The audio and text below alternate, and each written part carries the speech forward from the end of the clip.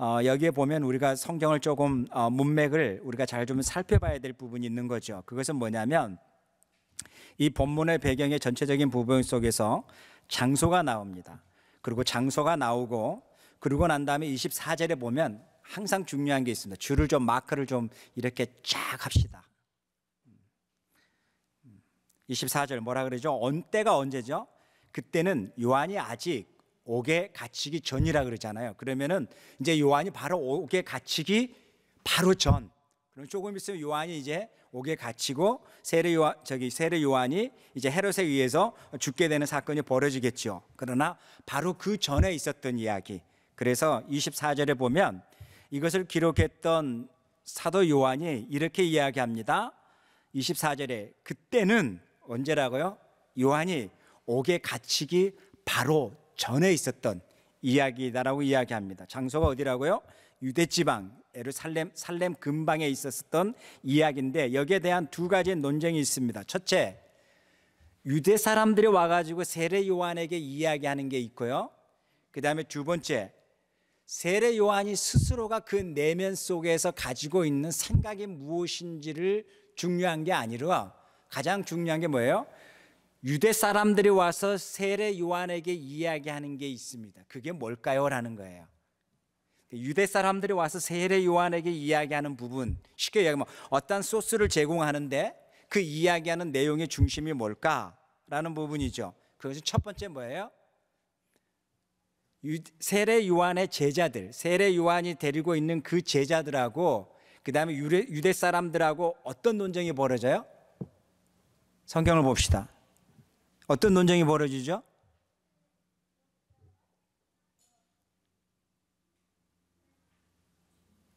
그렇죠. 정결 넘버이 벌어지죠. 이게 왜 중요하냐면요, 계속적으로 예수님의 사역 속에서도 예수님에게 유대 사람들이 와서 이야기하는 게 뭐예요? 정치적인 이야기를 빼버린다면 정결에 대한, 예식에 대한 부분이 항상 충돌이 벌어지는 거죠. 그러니까 유대 사람들이 가지고 있는 정치적인 이슈들, 어떤 권력적인 이슈들을 다 빼버리면 항상 유대 사람들에게 예수님의 사역뿐만 아니라 세례 요한의 제자들의 사역 속에서도 논쟁이 벌어지는 건 뭐가 돼야 되겠어요? 예식 문제, 정결의 문제인 거죠. 동일한 거겠죠. 우리가 신앙생활 하면서도 늘 부닥치는 부분이 뭐예요? 두 가지 부분이죠. 어떤 사람을 통해서 실족한다든지, 그 다음에 두 번째는 교회가 가지고 있는 어떤 전통성, 교회가 가지고 있는 어떤 그 전통 속에서 가지고 있는 그 예식의 문제, 뭐 예배의 순서의 문제, 뭐 예식의 문제, 이런 거 가지고 항상 충돌이 벌어지는 거죠. 그래서 어느 교회 같은 경우는 여성분이 기도하면은 나는 그 교회 안 가겠다고, 이런 분들이 나타나는 이유가 뭐예요? 그들이 가지고 있는 전통적으로 이어져 왔었던 신앙의 생각과 가치관 속에서 가지고 있는 그 예식이 못 받아들이는 거게 충돌이 일어나는 거죠. 자기가 어느 교회를 갔더니 거기는 여자 장로가 있어요. 거기는 또 여자분이 또 기도를 하네요. 근데 이러한 부분 속에서 충돌이 일어나는 부분들이 있는 거겠죠. 동일한 거겠죠. 유대 사회 속에서 나타나는 부분이 뭐예요? 이 충돌에 대한 부분인 거죠. 동일하게 레위기에서도 나오는 부분이 정결에 대한 부분이 나오지만 예수님의 제자들도 결국 뭐예요? 손을 씻지 아니하고 이삭을 먹었다라는 게 당신의 제자들이 정결하지 못합니다 라고 하는 그 예법을 가지고 이야기를 하잖아요. 결국 뭐예요? 그 모든 부분 속에서 뭐는 유대인들이 가지고 있는 예식, 그들이 가지고 있는 정결 의식, 그들이 가지고 있는 하나님 앞에 예배의 그 예법과 그 모든 의식들이 그것과 충돌이 일어났을 때의 논쟁이 벌어지는 거겠죠. 자, 그러한 배경 속에서 있는 것이 뭐예요? 바로 정결에 대한 부분인 거죠. 자, 이 정결에 대한 부분이 이제 예식이 벌어지는데 여기에 보면 중요한 게 있어요. 세례 요한과의 문제가 아니라 누구와의 문제라고요? 세례 요한이에요? 아니면 요한의 제자들이에요? 맞았죠? 요한의 제자들이죠. 요한의 제자들과 유대인들 사이에서 어떤 일이 벌어져요? 정결 예법에 대한 문제가 벌어지죠. 자, 그 다음에 또 두 번째 어떤 문제가 벌어져요? 어떤 문제가 벌어지냐면 큰 문제 안 벌어져요. 근데 이제 두 번째 지적하는 부분은 어떤 부분이냐면 세례 요한의 마음을 자극하는 부분이 벌어지죠. 뭐라고 벌어져요? 자, 25절 한번 볼까요? 26절 한번 볼까요? 요한의 제자들이, 같이 읽을까요? 요한의 제자들이 요한에게서 말하였다. 랍비님 보십시오. 요단강 건너편에서 선생님과 함께 계셨던 분, 곧 선생님께서 증언하신 그분이 세례를 주고 있는데, 그다음에 뭐라 그래요? 사람들이 모두 그분에게로 모여듭니다라는 부분이에요. 자, 이 부분은 정결 예법에 대한 부분이 아니잖아요. 그죠? 쉽게 이야기하면 종교적인 행위 부분, 예식에 대한 부분이 아니잖아요. 이 부분은 어느 부분이에요? 좀 오늘날로 표현하면 자존심에 대한 부분? 오늘날로 표현하면 조금 그 마음을 잘 이렇게 긁는 부분? 뭐 이런 부분이 있잖아요.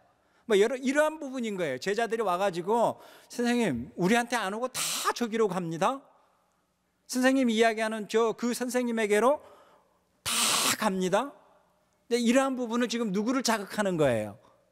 세례 요한을 자극하는 부분이잖아요.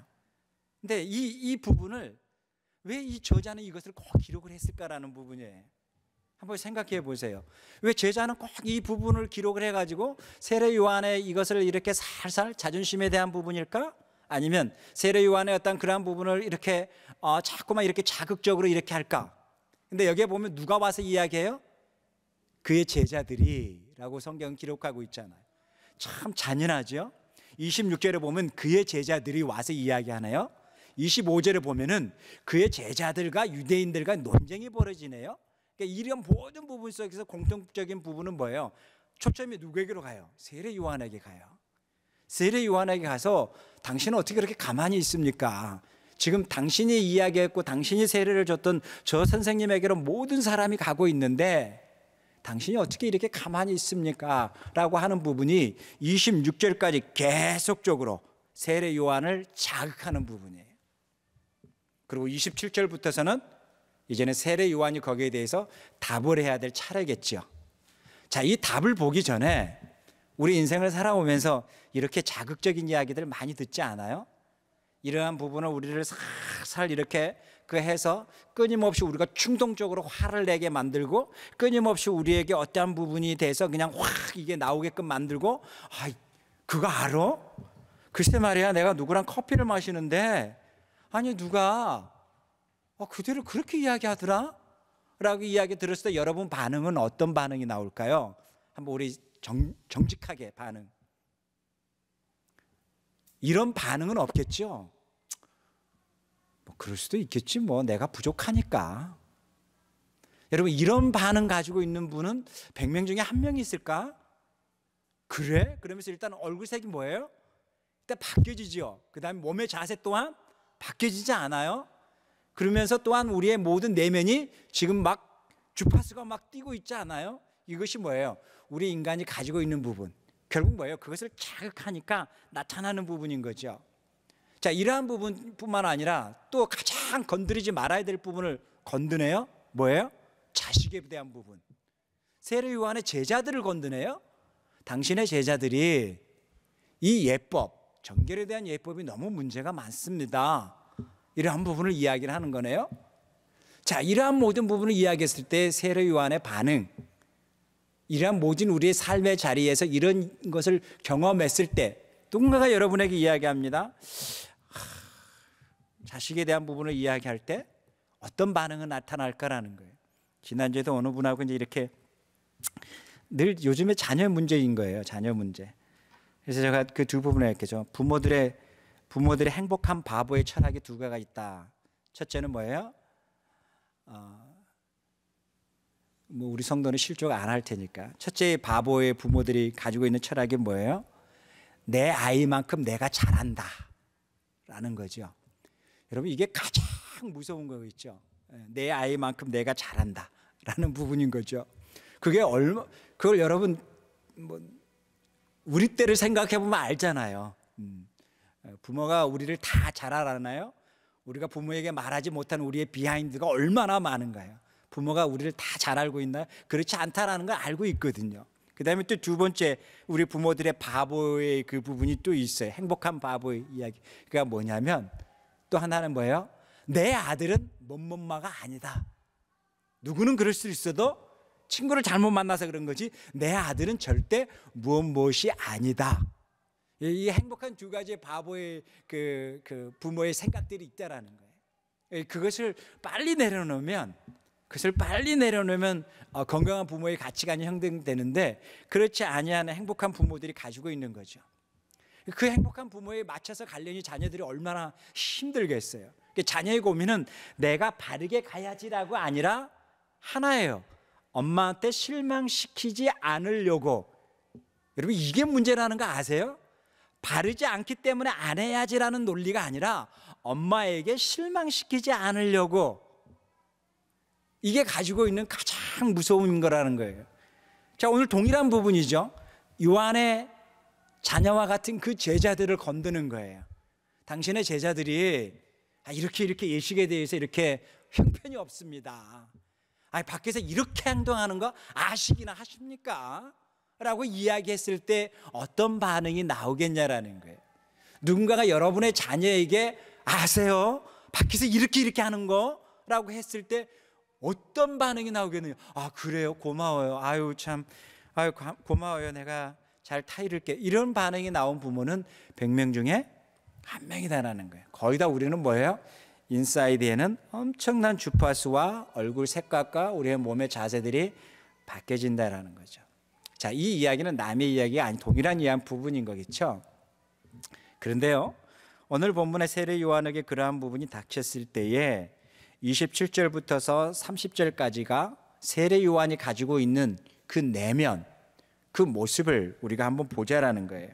그 모습을 보면서 우리의 삶 또한 중심의 무대가 누구인가에 대해서 한번 생각하자라는 거예요. 자, 여기에 보면 세례 요한이 27절에 대답하였다. 하늘이 주어지지 않으면 사람은 아무것도 받을 수가 없다라고 이야기합니다. 다시 이야기하면 하늘이 허락하고 주시지 아니하면 사람은 아무것도 받을 수가 없습니다 라는 거예요. 여기에 동의하세요? 자, 그러면 이렇게 한번 동의해 보시겠어요? 하늘이 여러분에게 자녀를 주시지 아니하면 아무리 여러분이 수고해도 자녀를 얻을 수가 없습니다. 이거 동의되세요? 나는 뭐 다양하게 나타나겠죠. 그러니까 하늘이 허락하지 아니하면 받을 수가 없습니다. 이 동일한 부분인 거겠죠. 어떤 사람은 동의하는 사람도 있고 아닐 사람도 있겠죠. 자, 그러면 동의한다라는 사람에게는 이런 부분이 있겠죠. 그러면 하늘이 허락해서 준 것이 내 자녀다라고 그러면 믿는다면 내 자녀는 누구에게 속한 거예요? 그러면요, 내 몸으로 나왔지만 나의 DNA를 가지고 있지만 결국 누가 주셨다라는 입꼬리가 나와야 될 것 같아요. 하늘이 허락했다라는 거 아니겠어요? 하나님이 주셨다라는 논리가 되지 않겠어요? 그러면 소유가 누구냐라는 거예요. 내 몸을 빌렸기 때문에 소유가 내 것이다? 여러분의 가지고 있는 집안의 이 모든 것을 여러분이 다 손때가 묻어 있기 때문에 그 물건이 다 내 것이다? 아니잖아. 여러분 집 우리 다 몰개지 가지고 있는 집이지 오너가 우리가 아니잖아요. 우리의 오너는 고작 어디 마당의 몇 퍼센트 이 정도밖에 아직은 안 될 거 아니에요. 모든 게 오너는 누구예요? 뱅크 아니겠어요? 뱅크가 주니까는 그걸로 론을 해서 가는 거 아니겠어요? 내 손때가 묻었으니까 이 꼴은 내 것이다라는 논리는 안 되겠죠. 소유가 누구냐라는 거죠. 그러면 내 자녀의 소유가 누구냐라는 거예요. 근데 우리는 이렇게 생각하네요. 이것이 소유가 내 것이라고 생각한다라는 거예요. 소유가 내 것이라고 한다 그러면 이게 달라지는 거예요. 소유가 내 것이라고 한다면 접근의 방식도 달라지고 가치관도 달라진다라는 거죠. 접근의 방식은 어떻게 달라질까요? 접근의 방식은 기준이 어디가 돼요?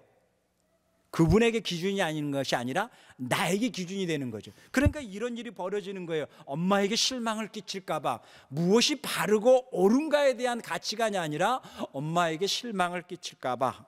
이것이 뭐예요? 아이가 가지고 있는 대답이라는 거예요. 이게 엄청난 충격이지 않으세요? 결국 우리는 뭐예요? 자녀를요, 무엇이 옳고 그름이 그 안에서 자라날 수 있도록 해주는 것. 이것이 뭐예요? 우리가 가지고 있는 기능 아니겠어요? 우리가 가지고 있는 부모의 역할이 아니겠어요? 근데 이 부분 속에서 이제 놓쳐버리는 거죠. 세례 요한이 이렇게 전제를 하는 거예요. 어떻게 전제를 해요? 하늘에서 은혜를 주시지 아니하면, 하늘에서 그것을 가게 하시지 아니하였다면 거기에 모여들 수 있지 않다라는 것을 이야기하는 거죠. 이것이 세례 요한의 첫 번째 가지고 있는 그의 가치관이었고 하나님 중심의 사상이라는 거예요. 그 다음에 두 번째예요. 28절에 보면 이렇게 이야기하네요. 뭐라고 이야기해요? 자기가 예전에서부터서 요한복음 1장에서도 이야기했었던 동일한 부분이죠. 요한복음 1장에서도 이야기했었던 동일한 이야기가 뭐예요? 자기는 그리스도가 기다 아니다. 아니다라는 거예요. 끊임없이 바리새파 사람들이 보낸 사람들 여러 사람들이 와가지고 요한복음에서 1장에서 물어보잖아요. 그럴 때 그의 대답이 뭐예요? 나는 아니다라고 이야기하는 것이 끊임없는 이야기잖아요. 그것이 21절에도 나와 있고 나는 아니다라고 이야기하는 거죠. 나는 그리스도가 아니다라는 거예요. 수많은 사람들이 나에게 중심에 초점이 맞춰지고 나에게 오지만 나는 그리스도가 아닙니다라는 거예요. 그 동일한 부분인 것이 바로 오늘 이야기에도 나오는 거죠. 너희야말로 내가 그 전에 이야기했던 것을 기억하여라 라고 이야기하죠. 그래서요, 나는 뭐예요?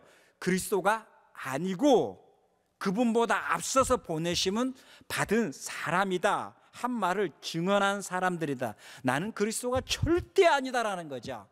나는 그보다 먼저 보내심을 받은 사람이지 나는 그리스도가 아니라는 거예요.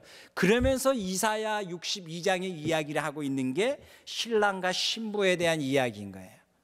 이사야 62장 한번 볼까요? 제가 가지고 있는 구약 성경으로는 1200페이지에 있습니다. 구약 성경 1200페이지. 구약 성경 1201페이지.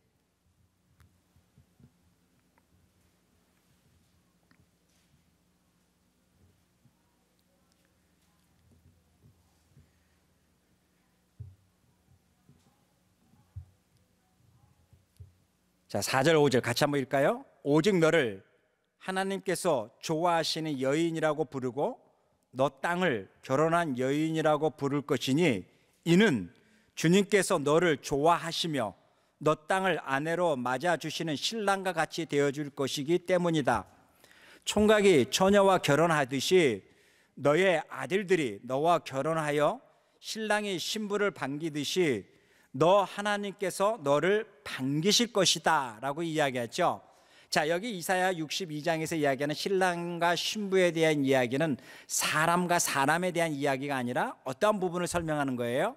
하나님이 그 땅을 그 백성들을 반기실 것이다 라고 이야기하는 부분인 거죠. 자, 그 부분을 29절을 이렇게 이야기하고 있어요. 오늘 다시 본문으로 갈까요? 요한복음 3장. 자, 29절. 신부를 차지하는 사람은 신랑이다. 신랑의 친구는 신랑이 오는 소리를 들으려고 서 있다가 신랑의 음성을 들으면 크게 기뻐한다. 나는 이러한 기쁨으로 가득 차 있다라고 이야기하죠. 세례 요한은 무엇을 이야기하는 거예요? 나는 신랑의 친구다. 나는 그 많은 사람들이 그 신랑에게 관심을 가지고 있고 그 오는 소리를 기뻐하는 것처럼 나 또한 기쁘다라고 이야기하는 거겠죠. 많은 사람들이 와서 이제 세례 요한에게 이렇게 이야기하죠. 아니, 당신의 제자들도 그에게 갑니다. 그럴 때 세례 요한의 대답이 심기가 불편한 주파수가 내면 속에 있었는지 없었는지는 모르겠지만 그의 내면을 표현하고 있는 부분의 이야기가 뭐예요? 나는 기쁘다. 왜요? 많은 사람들이 그리스도에게 가서 많은 사람들이 그리스도에게 초점을 맞춰서 나는 기쁘다라고 이야기합니다. 역사의 무대가 나에게 초점이 맞춰지는 것이 아니라 바로 예수 그리스도에게 초점을 맞춰주고 많은 사람들이 그에게 귀를 기울이고 있고 그의 소리를 반가워하고 기뻐하고 있고 많은 사람들이 모여드는 것이 나는 너무너무 기쁘다. 이것이 뭐예요? 세례 요한의 모습이라는 거예요. 그러면서 30절에 이렇게 이야기합니다. 이렇게 이야기할까요? 그는 흥해야 하고 나는 세해야 한다라는 것이 세례 요한의 부분이라는 거예요. 자, 이런 세 가지 모습을 보면서 우리는 세례 요한의 대답이 우리에게 주는 의미가 뭔지 굉장히 많이 생각해 봐야 된다는 거예요. 수많은 사람들이 와서 그에게 이야기를 했지만 그는 분명하게 이야기합니다. 나는 그리스도가 아닙니다. 그리고요, 나는 그 신랑이 오는 소리에 대해서 나는 너무너무 기뻐합니다. 그 신랑이 옴으로 말미암아 내 것이 뺏긴다라는 두려움이 아니라 그가 오는 소리에 나는 너무너무 기쁩니다. 그리고 나는 기뻐하는 사람에 불과합니다. 그리고요, 그는 흥해야 하고 나는 흥하지 않아야 됩니다. 이것이 뭐예요? 모든 중심이 내가 아니라 그리스도가 돼야 됩니다라고 하는 한 사람의 고백입니다. 자, 이것을 우리에게 한번 적용을 해보자고요. 우리의 삶의 자리에 우리가 가지고 있는 또 다른 우리의 세례 요한의 내면, 세례 요한의 모습, 그리스도인이라고 옷을 입고 있는 우리들의 모습 속에서 과연 우리는 어떠한 모습인가 한번 보자라는 거예요. 예수님이라 그러면 하나님의 신성의 모습도 가지고 있기 때문에 우리가 따라갈 수 없는 어떤 영역이라고 하지만 한 사람에 대한 이야기, 우리가 똑같은 오전육부를 가지고 있고 감성을 가지고 있고 똑같은 우리와의 생각의 사고를 가지고 있는 이 시대에 우리보다 조금 앞섰던 사람, 먼저 태어나서 하나님의 그걸 경험하고 예수 그리스도를 경험했던 한 세례 요한의 이야기. 자, 이 이야기가 오늘 우리의 살고 있는 우리들의 일상에서 동일한 이야기를 한번 접근해 보자고요. 오늘의 시대들은 어떤 시대일까요? 끊임없이 자기를 과시하고 알리고 드러내는 시대 아닙니까? SNS를 통해서 무엇을 통해서 좋은 모습을 알리려고 하고 좋은 모습을 찍어서 알리려고 하고 끊임없이 그것을 알리는 중심의 문화잖아요. 그 중심의 문화는 뭐예요? 좋은 것을 알리려고 하는 것이 있죠. 좋은 것을 누리고 있고 좋은 것을 함께하고 있고 그 모든 것을 알리려고 보이려고 하는 부분이죠. 근데 여기서 다른 것을 문제를 이야기하는 게 아니라 가장 중요한 게 하나 있죠. 그것이 뭐예요? 다른 사람을 의식하는 중심의 사회, 다른 사람에게 보이려고 살아가는 삶의 가치관들, 그거와 나의 내면의 성숙과는 언밸런스가 돼서 그 내면의 성숙 또한 그거에 맞춰서 성숙되어지면 얼마나 훌륭한 인격으로서 나타나겠습니까? 보이는 것만큼 내면은 아직도 성숙하지 못해서 늘 10년 전이나 몇 년 전이나 똑같은 부분 속에서 고민하고 있는 성장되지 못한 나의 내면의 모습들, 이 두 가지의 모습 속에서 충돌이 일어나지 않아요? 끊임없이 보이려고 하고 나타내려고 하고 나를 왜 가시하려고 하는 이러한 문명 속에서, 이런 시대 속에서 우리는 어떻게 살아야 되느냐라는 것을 찾자라는 거예요. 여러분, 그런 시대 속에서 어떤 걸 어떻게 찾아야 될까요? 남에게 이렇게 이야기하고 이렇게 이야기하고 이렇게 이야기하고 막 이렇게 이야기하고 항상 남 중심으로 살아가는 나의 삶인지, 아니면 정말로 내 내면의 인격의 성숙함을 추구하면서 살아가고 있는 것인지 한번 고민해 봐야 될 부분 아니겠어요? 요즘에 계속적으로 뉴스가 되고 이슈가 되는 부분이 뭐예요?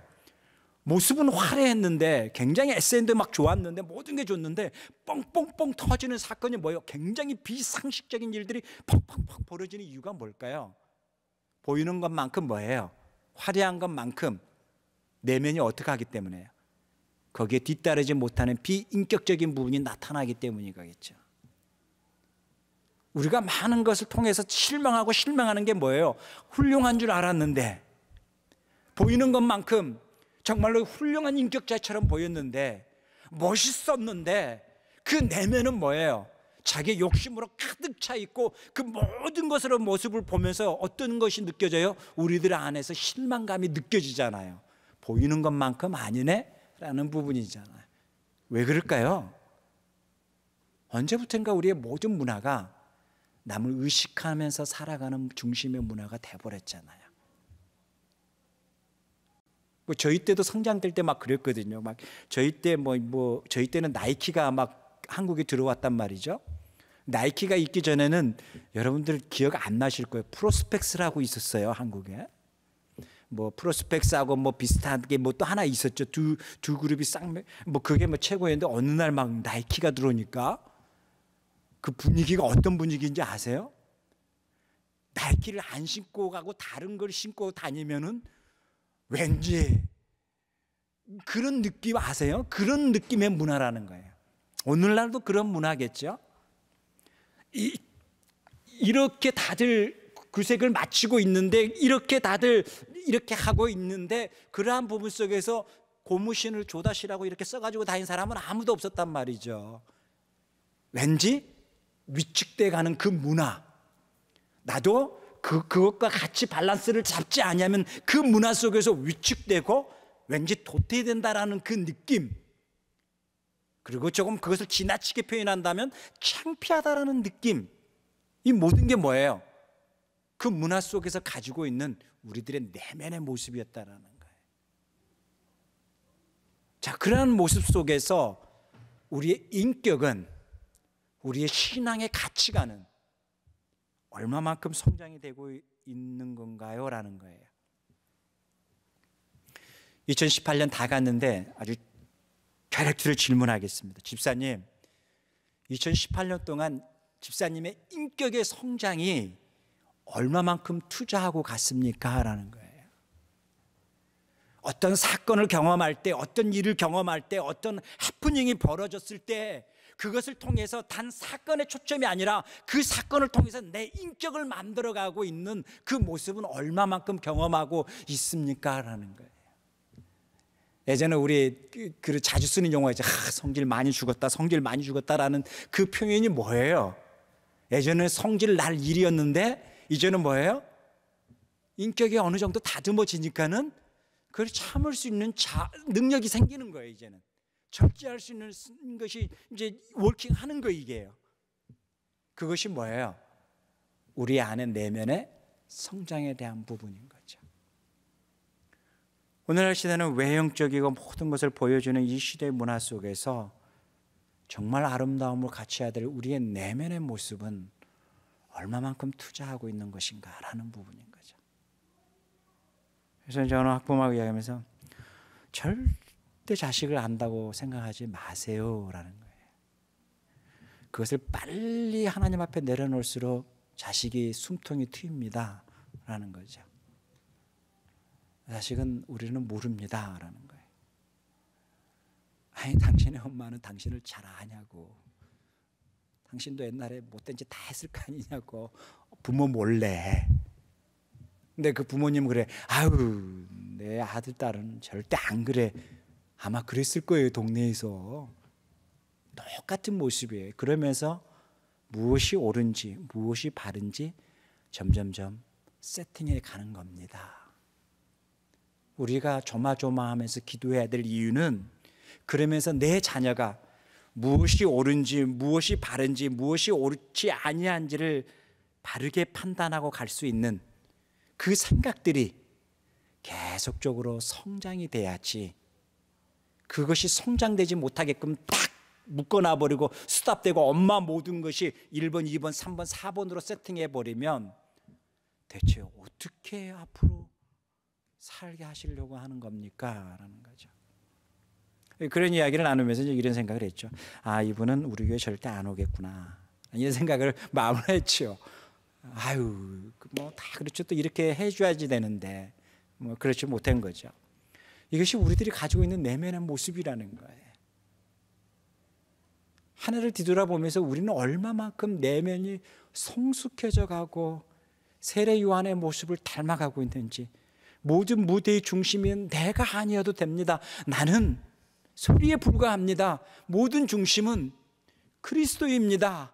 그리스도께서, 하나님께서 허락해 하셔야만이 가능합니다 라고 하는 그 신앙의 고백, 그 가치관의 고백이 우리 12월의 마무리의 삶의 모습이 되었으면 합니다. 기도하겠습니다. 하나님 아버지, 우리에게 은혜 주십시오. 함께하여 주십시오. 그래서 우리의 삶의 모습이 더욱더 예수 그리스도를 닮아갈 수 있는 삶의 모습, 예수 그리스도를 더욱더 의지하면서 갈 수 있는 삶의 모습 될 수 있도록 주님 축복하여 주시기를 원합니다.